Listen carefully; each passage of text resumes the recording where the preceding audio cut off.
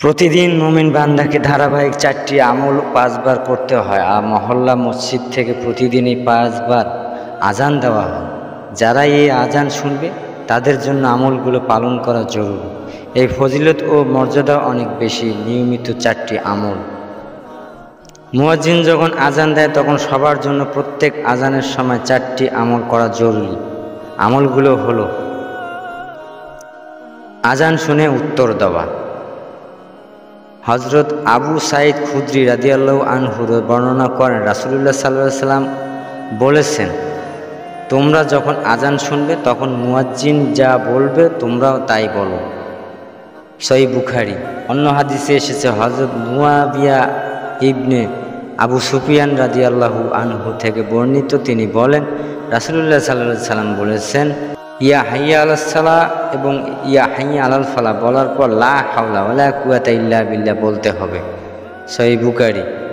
আজানের পর দরুদ পড়া। হযরত আব্দুল্লাহ ইবনে ওমর রাদিয়াল্লাহু আনহু বর্ণনা করেন, রাসূলুল্লাহ সাল্লাল্লাহু আলাইহি ওয়াসাল্লাম বলেছেন, মুয়াজ্জিনের আজান শুনে তোমরা হুবহু শব্দগুলো বলো, এরপর আমার উপর দরুদ পাঠ করো। যে ব্যক্তি আমার উপর দরুদ একবার পাঠ করবে আল্লাহ তাআলা তার উপর 10টি রহমত বর্ষণ করবে।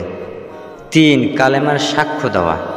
হযরত সাদ ইবনে আবি ওয়াকাস রাদিয়াল্লাহু আনহু বর্ণনা করেন, রাসূলুল্লাহ সাল্লাল্লাহু আলাইহি ওয়াসাল্লাম বলেছেন, মুয়াজ্জিনের আজান শুনে যে ব্যক্তি বলবে, আশহাদু লা ইলাহা ইল্লাল্লাহ ওয়াহদাহু লা শারীকা লাহু ওয়া আশহাদু আন্না মুহাম্মাদান আবদুহু ওয়া রাসূলুহু রবিয়াতুল বিল্লাহি ওয়া রাব্বাউ ওয়া বিমুহাম্মাদিন রাসূলুহু ওয়া বিল ইসলামিয়া দীনা, তার জীবনের সব গুনাহ ক্ষমা করে দেওয়া হবে। আজান শেষে দোয়া।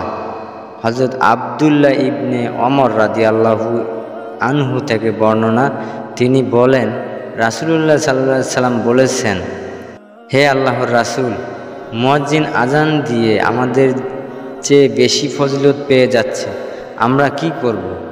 রাসূলুল্লাহ সাল্লাল্লাহু আলাইহি ওয়াসাল্লাম বললেন, তুমিও হুবহু মুয়াজ্জিনের মতো বলো। আজান শেষ হয়ে গেলে আল্লাহর কাছে প্রার্থনা করো, চাও তোমরা দোয়া কবুল করা হবে,